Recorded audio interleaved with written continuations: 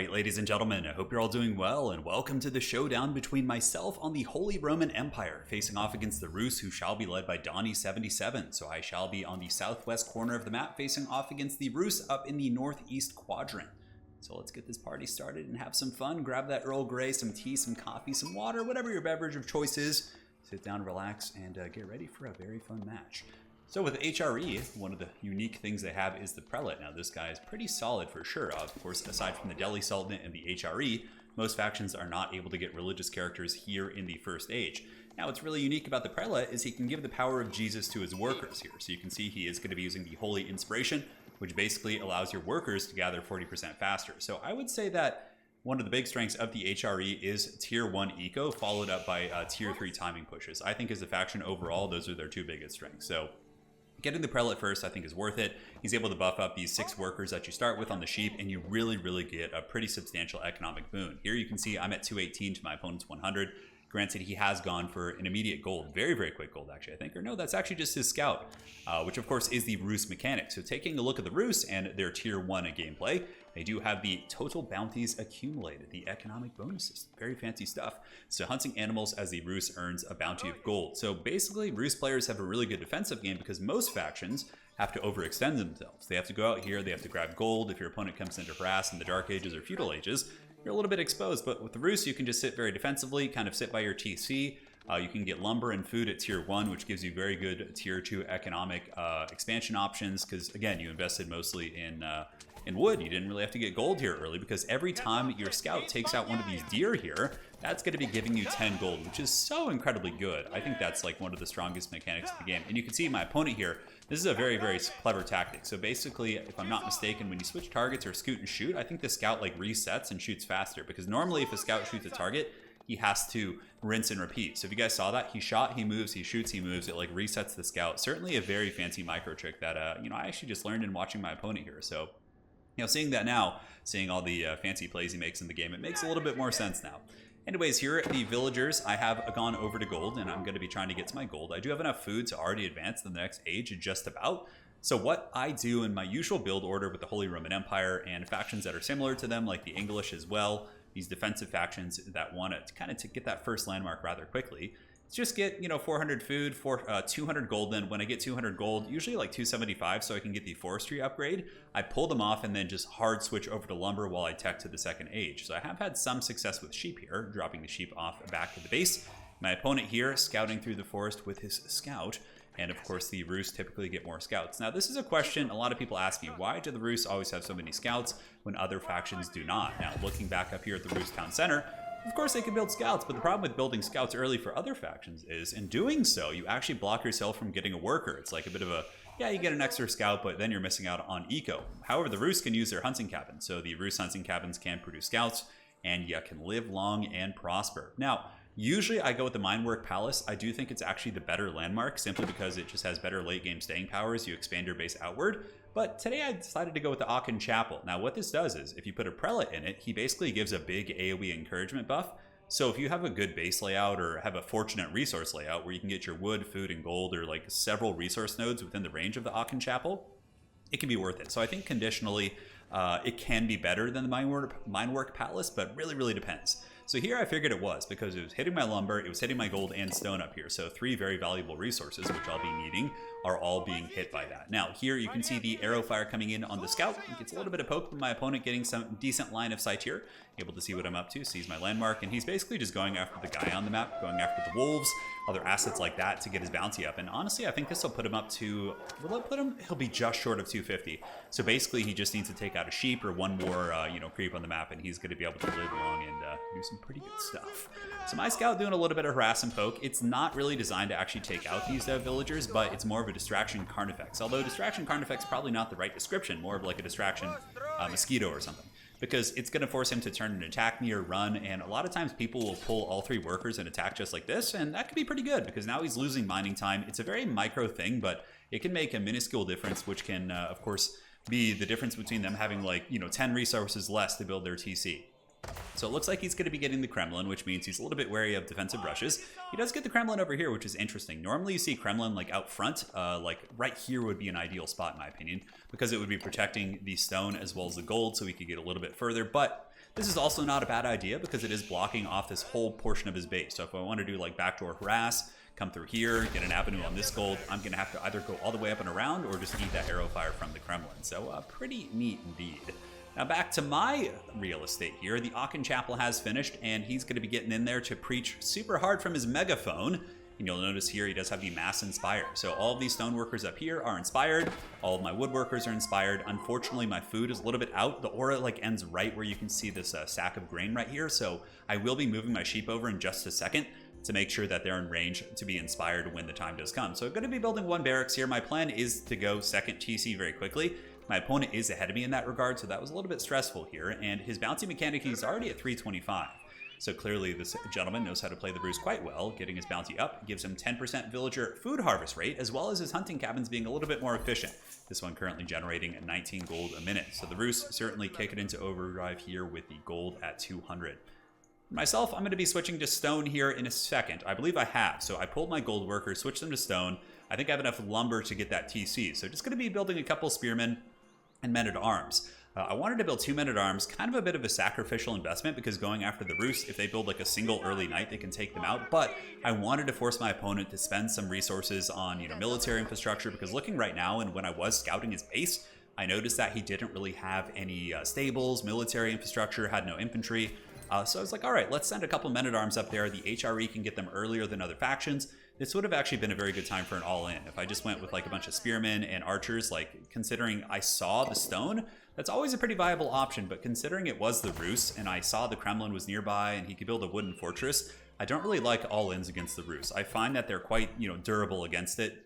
But, a tier 3 all-in, although I would hesitate to call that an all-in, it's more of like a late game scenario, can be good. But we're going to be going for a couple infantry, just getting 3, going and pushing a little bit, seeing if we can get any harass and get some eyes on what he's doing. Because as far as current resources goes, you can see here he is doing pretty darn good. He's got solid stone, he's got enough wood for a second TC, and if memory serves, I think he builds it up here. And myself, I'm getting my second town center as well, so we're both kind of on pace to get that good eco. I think I'm a little bit ahead though. I don't know how I got that quicker than him, but now he's pulling all his workers. I think he had the resources banked for a minute. And guys, yes, the Grand Theft Deer is underway. So my opponent has gotten all of the scouts, and they have gotten the expert scout upgrade. So these bad boys are going to be jacking deer from all over the map, which is really funny because I vividly remember in this game being like, hey, let's go get some deer. Our berry bushes are running kind of sparse, and I do have some down here, but I can assure you they will not be there for long because the Rus are the master thieves, and they are going to be taking my deer and forcing me to switch to a farm economy now. Men-at-arms are here. They're going to be getting in there for the Holy Roman Empire, trying to pressure into the mining camp, but I was a little bit sad to discover that he had already abandoned it, which is a telltale sign that he's already built the TC somewhere, and the TC is up here, so my little goon squad is going to be going up and around. And now you can see it does force the stables. Like, that's resources he otherwise wouldn't have spent. And in a bit of a very aggressive play here, he's going to be building 3 early knights. So we just basically withdrew 300 gold and a lot of food from his bank, which he probably would have just been pouring into eco if I didn't put a little bit of pressure on. So here we get in. The spearman unfortunately takes the first volley, so he's going to be getting owned. But the men-at-arms do have 3 armor against range, so you can see they take minuscule damage from those archers, even when it's fully packed. So we'll be moving back and forth a couple times, basically just trying to force him to stop from mining this gold and get back to the TC here. Now back at my base, I do have the second TC, and seeing what he's up to, I decided to be super greedy. Now this is very risky. If he's able to punish this with his early knights, which he did build, I am going to be forced in a very, very bad position, but I'm going triple TC. We're going balls deep in this. We're going to be going very, very hardcore in the eco. But unfortunately, his scouts are riding around. He's basically just looking for deer encampments, and he is going to be going Grand Theft Deer down here and really giving me the business in terms of food. Now, he did bring out knights, and you can see the men-at-arms don't trade very well with them. However, HRE men-at-arms actually do well against knights when they get their mace upgrade. The mace upgrade gives them +6 damage versus heavy targets, and the early knight here is a heavy melee cavalry, so that can be quite good for sure. I was so bummed when I saw this. And my opponent, Donnie, here just flexes on me so hard. He runs right past my base. He's like, you know what? I don't care if you see that I'm jacking all of your sheep. I'm going to take these bad boys back home, and the Rus will feast like the heathen kings of old.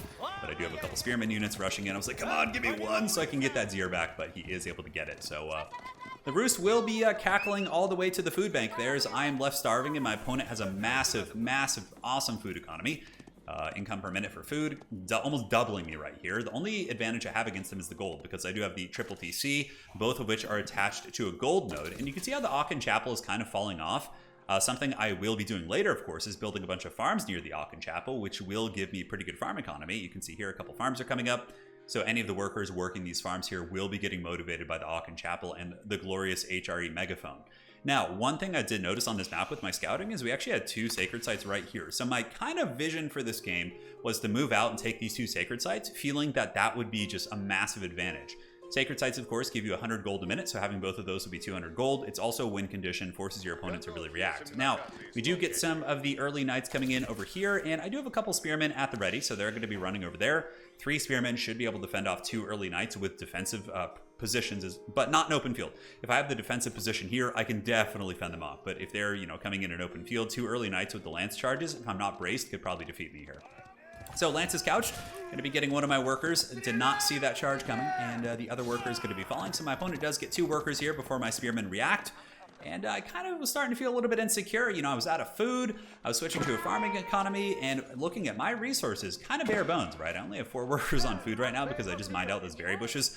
And now I have to switch to a farm economy. So in response to this, what we do is we panic build a market, and we're going to be trading all that extra gold we've been getting, as opposed to our opponent, of course, and getting a bunch of wood from that, then building farms. On top of that, I felt like I was in a position where I needed to turtle until tier 3. If my opponent wanted to go very aggressive against my triple TC, I only had 1 military infrastructure building, which was very sloppy. I should have had a couple at this point, but I decided to start walling up my borders. So we're going to be walling up here, going for a very macro heavy build. I am pumping out more spearmen, and now you can see that thought did hit my mind where, hey, let's get a couple more barracks. I have an outpost as well for like a head-on attack. TCs can be garrisoned, so it would take a pretty serious force and battering rams, but I figured my opponent was going a little bit of macro as well.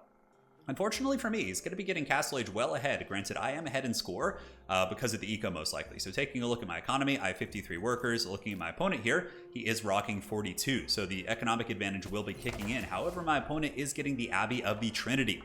So very cool landmark. This actually acts as a monastery and can produce warrior monks at half the cost. So the warrior monks are mounted Rus priests, and those bad boys can just ride around the map, grab relics, so they can do very effective Wolo-Los by riding into the middle of your army at a very expeditious rate and doing the business. And yeah, it can be quite nasty indeed. So we mined out that stone. These guys will meet out running over here and getting this stone because I did want to go with some very heavy keep play, maybe even build another TC. But typically with HRE, or in general, I like to get 3 and just kind of macro from there. I feel like that's enough. That gets you where you want to be. 4 TCs can be cute for sure if you're looking for like map control, so like building one out here. But in terms of like in-base TCs, I usually like to just go with like 3. I think that's enough. Now, food, I'm starting to catch up a little bit. Gold is going a little bit better for me. Obviously, like I said, I have the 2 gold nodes. My opponent has the 1 gold node in his base. He hasn't really expanded outwards to get more. And we have set up the Great Wall of the Holy Roman Empire. So here on the eastern border, we've set this up. So now, my concern is that I'm defending here with my 5 spears, which can fend off an overwhelming number of cav if I have my buildings nearby. But I didn't want this backdoor harass, him moving out here and just like hitting my farm and wood economy while I'm trying to defend from the front. Because again, if he had been going more all in instead of eco, I could have been in a little bit of trouble. So we'll do some fast forwarding here. The new age has begun, and the Trinity will be producing some monks now. You can see 2 are coming out. My opponent going for archery ranges and barracks. So he too had kind of the same idea of going for like a really aggressive tier 3. But so did I. So here we're going to be building the Regnitz Cathedral. I think this is hands down the best relic for the HRE. And now my opponent has pulled a little bit ahead in the score here, but the Regnitz Cathedral is a great landmark. Basically, you can put relics in it and they generate 200% more gold. So instead of getting 100 gold a minute, you get 200. So if you have 3 relics, you get 600 gold a minute, which is so incredibly powerful. So this is how I play HRE. I get to tier 3, I play defensively, and then that is my timing.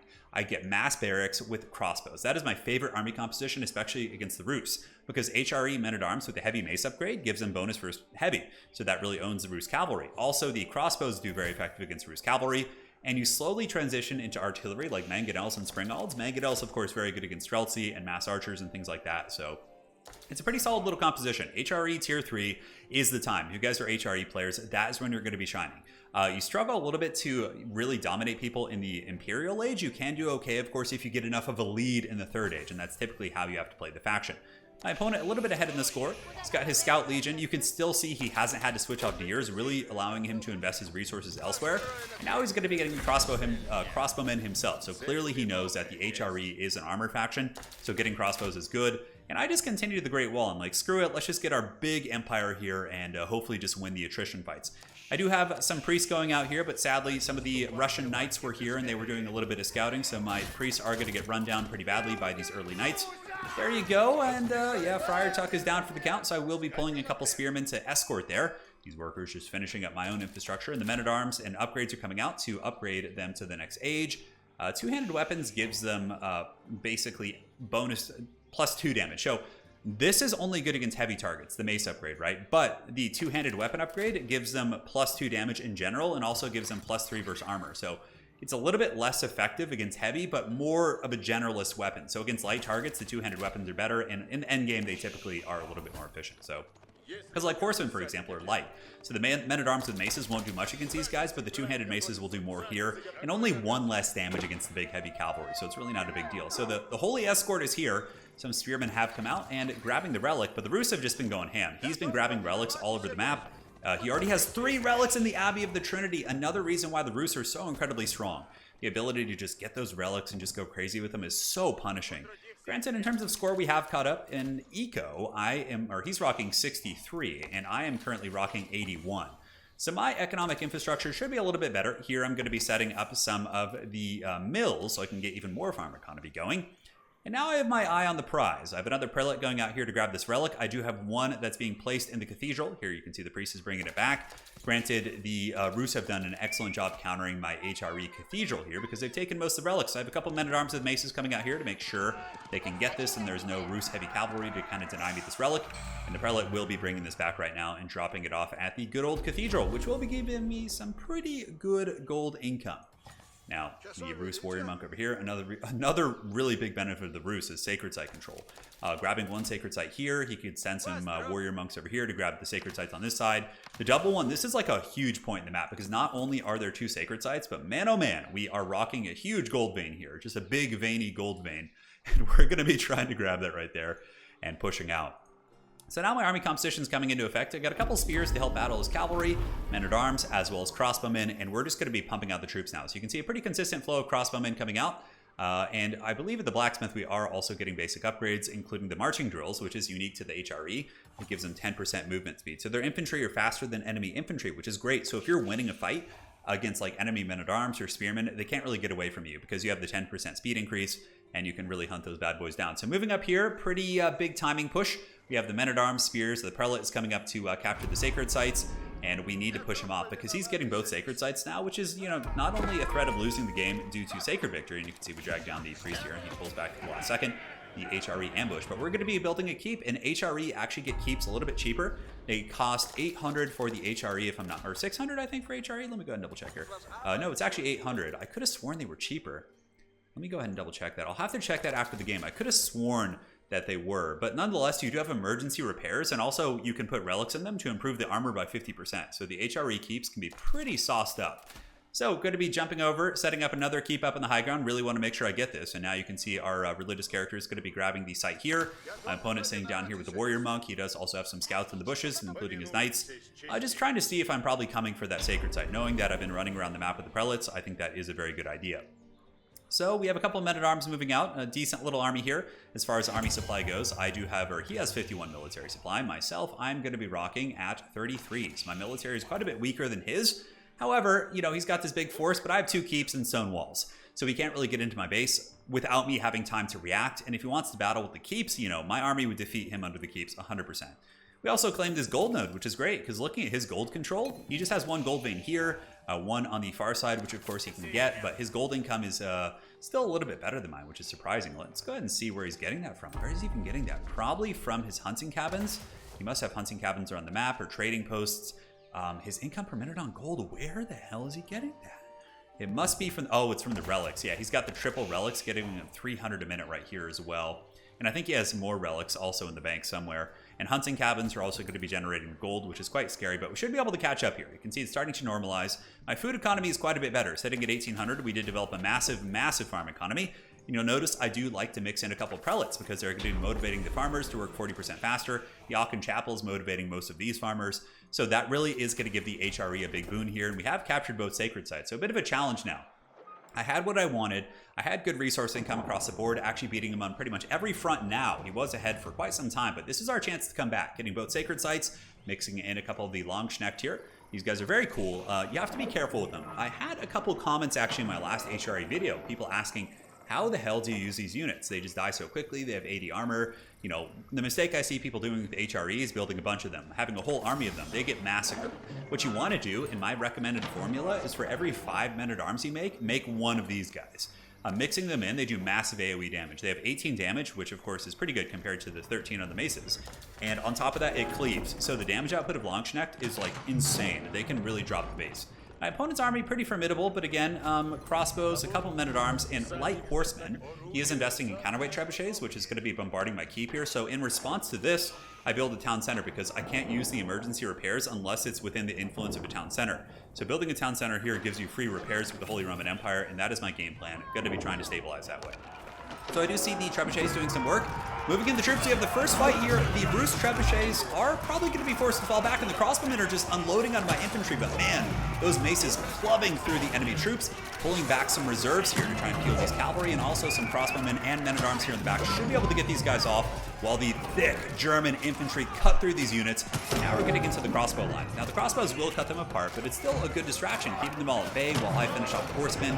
And overall, I think we did win that fight. Most of the Rus army was cut to pieces here, and we have a massive food advantage, 2100, and a big gold advantage as well. My opponent doing a little bit better on lumber, which will allow him to do more artillery, but overall, the keep did fall up on high ground, just barely, but I had enough stone to build another one because I have gotten a little bit of stone action, I believe, here. I finished off this node, and down here, are we going after this one? I think in just a moment we go after this. But as we continue to put the pressure on my opponent, I knew that I didn't really need to get in there and finish him off, which it would be a little bit tough. Of course, he's got pretty good infrastructure. He's got the Kremlin back here somewhere.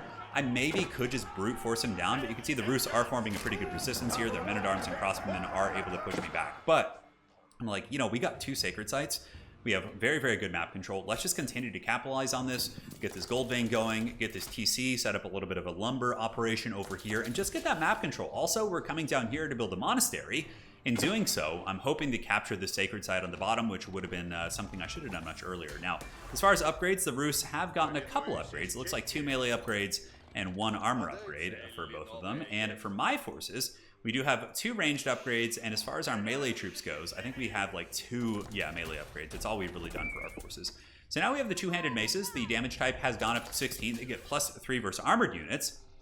But in general, yeah, it's a little bit more of an all-rounder weapon in my experience, but it certainly does the trick. Now, I don't really know what constitutes armored.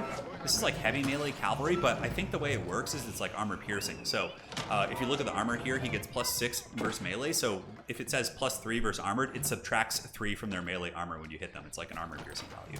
So now the HRE emergency repair is underway. It's such a good mechanic for holding ground like this and holding the sacred sites. We have to hold firm for, you know, Age of Empires Sigmar, the good old Holy Roman Empire. Basically, the empire in Total War Warhammer is modeled after, and Warhammer Fantasy is modeled after the Holy Roman Empire a little bit. You got the Empire Greatswords here, you got crossbowmen, all the good stuff, and that's pretty much why they're my favorite faction.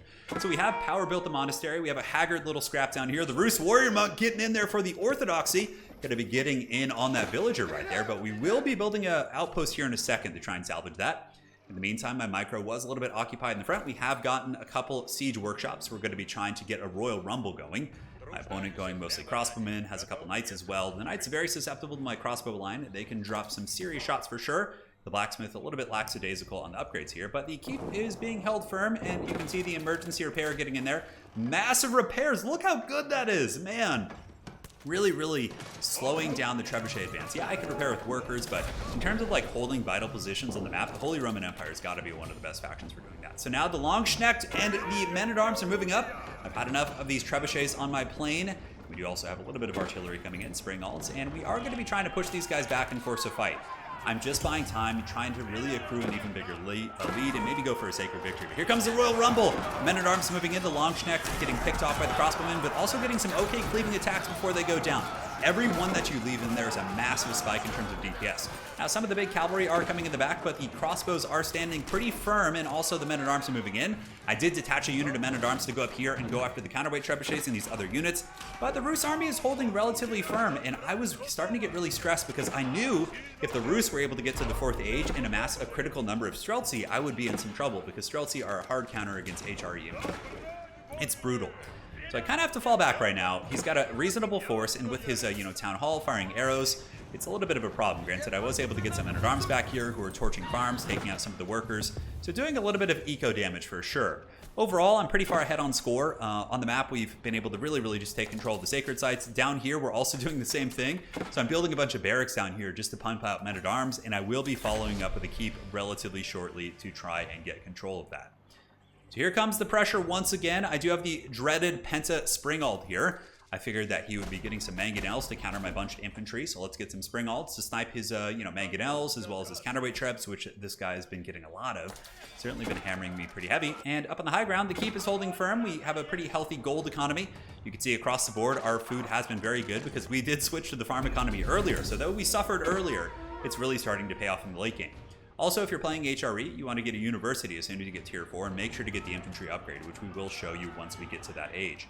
So force back a little bit, the crossbowmen able to kind of push me out of the base. At this point, just going to be reorganizing my forces and starting to push over here. So the high armory is coming out for the Rus, which of course does have the aura. The cost of siege engines nearby is reduced by 20%. So he's building the high armory next to the siege workshop, and that will be giving him a little bit more efficient siege production. Now, bit of a mistake. I had a massive military advantage. Looking here, his military is at 27 and mine is like at 54. I basically have double the military of my opponent, but I was just being so conservative because I really didn't want to overextend and throw the game in a stupid engagement. But what I should have been doing in retrospect, if you guys are of course watching, is I should have gone and just been torching these buildings and really pressing in and at least attacking with the Springalds. Granted, they're not very good against buildings, but I should have been doing that. Now down here, we get a couple men-at-arms. They did take out the pressure here, but my opponent has built a keep, so very well played there. That's going to be keeping me off the sacred site, and my workers are going to be getting up there to build a keep as well, so I send in a couple of the men-at-arms to push off his workers and also distract the keep while I build my own keep here and try and secure that sacred site. So that sacred site, I was like, let's just go for this. Let's be safe. I have a very scary army. I think I have an economic advantage. Let's build all these archery ranges and barracks. Archery ranges to prepare for handgunners, and worst case scenario, if I run out of gold, basic archers are actually very good against Streltsy because they do a bonus for lightly armored ranged units, so you can get a pretty good trade there. Now, the first bombard cannons are out. Time to feel the fine German engineering here as they're going to be bombarding these forces. And back here, the keep is almost up. A couple of my men-at-arms are paying the troll toll at the hands of this keep, but if we can secure this, I do have a prelate coming out here in a minute who will be going for that sacred site. Now we do have some mainline fighting out there. I felt pretty confident now. I have tier 4, I have elite men-at-arms, my crossbowmen will be getting upgraded shortly, as will the Longschnecht. And yeah, we have cannons, we have bombards, we have Springalds, a lot of pressure, and now it's time to start really pressing into my opponent's base. Now, scary stuff though, Streltsy are coming out in droves. Very high damage. The longer that these bad boys sit still, the more damage they do. And I believe, what does it say? So every 5 seconds they remain stationary, increases their attack speed by 10 and their damage by 3 to a maximum of 30 and 9. So the amount of output they can put in a very long sustained fight is very scary. So typically against Streltsy, it's like you want to hit and run, you want to force them to move, pressure them with light cavalry, not chase them with heavy men-at-arms. Granted, the men-at-arms are getting in there doing some good work against the Rus economy here, and the high armory is going to be getting bombarded by a combination of artillery as well as the torches from my infantry. Down here, we have the battle of all battles, the Holy Roman Keep. It's going to be getting a cannon emplacement. The Rus one does not have one, so that will help me win it, and we are getting a siege workshop to get some counterweight trebuchets and try and push them off that sacred site. The Rus are organizing quite a scary force here, and knights are looking to flank on the top, which if they get on my artillery could be quite bad. So at this point, we do lose a men-at-arms there. The Streltsy are starting to get some scary numbers, so we will be pulling back here. In terms of resources, we're doing pretty evenly on food, wood advantage for myself, and gold advantage, and that's the big thing. When you get the map control, he runs out of gold nodes. He probably has... Yeah, he's got trade routes going. I actually didn't really go for trade this game, and I think that's probably how he's getting a fair amount of his gold. Every trader is bringing back 26 gold, so that does kind of answer our mystery from earlier. But here, the Rus Keep is going to be falling most likely to the Holy Roman Keep, as a counterweight trebuchet, and the cannon emplacement from the Keep is going to be unleashing a hellish salvo on those bad boys. Now, the army just kind of sitting relatively idle here, just mustering my forces. I have more and more troops coming out. I got bombards coming out and mangonels. Mangonels are a pretty good answer against Streltsy. Though Streltsy can go into the loose formation, they do pretty well. If you can catch them bunched up where they're, just standing and firing, it forces your opponent to move at least. And that is very strong. Now the battle continues to rumble on. The Rus Keep is getting pretty low. I can't do the emergency repairs because it's not near a town hall. Granted, both of these keeps here can be repaired in an emergency, so that's really nice for holding that position. A little bit of sloppy wood farming here, but again, there was so much going on. Farm economy in the base doing quite well. We have most of the upgrades. Precision crossbreeding hasn't been done yet, but aside from that, I have most of the main economic upgrades. And just in case I lost the battle, And this is usually a good idea. If you have map control and you're not sure if you can beat your opponent's counter push, their counter punch once they push you out, it's good to be able to keep behind this, because then if I start to lose the fight, I can fall back to the keep and it will perpetuate my opponent's turtling status. It's going to keep them in the base, and you're going to be a relatively happy camper. Down here, the keep is almost finished, and this prelate just waiting here with a full chub. I just wanted to capture the sacred site for the order. We'll see how it goes. So he will be moving in just a second to capture the sacred site, which will give us all 3. And the bombard cannons are now just going to start picking off units. I knew I had a massive artillery advantage with the 5 spring alts plus the bombard cannons. I didn't really see too much of a way for him to, get to them easily. Granted, he does have a pretty good cav flank up here. My opponent does have the elite horsemen, I think, or actually elite knights and basic horsemen. Granted, they'll still be good against my artillery. I'm picking up Streltsy, which is great. They're an expensive unit. They do cost gold, and one of my artillery pieces, I have no idea what was happening there. I think I had him in the wrong control group. He's just like, oh, I don't want to live anymore, and he just runs into the enemy army. But the rest of my forces are back here. We do have the keep, getting a cannon in placement and just picking off units where we can. The Rus force is here, and I think it's about time for the final fight. So here it comes. The Rus actually engaging a little bit on the keep.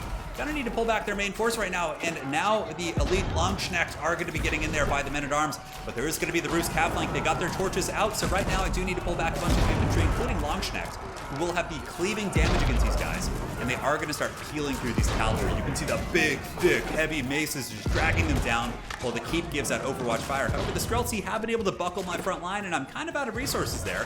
The Streltsy hitting like absolute trucks against my mainline troops, but I still do have reserves, and I am going to be pumping out a lot more troops here. You can see my supplies are replenishing very quickly, as I should be macroing out. Yeah, there are troops queued, and with that being the case, the Rus army has been flattened. I have all 3 sacred sites on the bottom, and from here, my artillery and the remnants of my army will be pushing in to end the game. So GG, well played to my opponent. It was a good scrap. A little bit of a slower game, but certainly had some fun map control engagements, and you got to see the power of the HRE Tier 3 map control.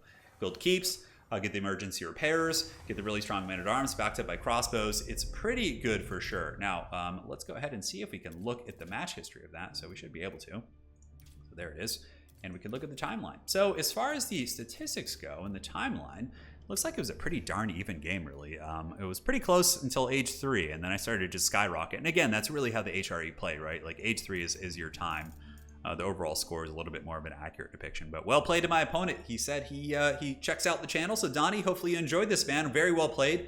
I certainly enjoyed you stealing all of my deer all game. That was pretty ferocious for sure, and really set me back. But well played, man. It was fun. Hopefully you guys enjoyed this. Let me know what factions you'd like to see next in the comment section below. And that is it for now. Take care of yourself.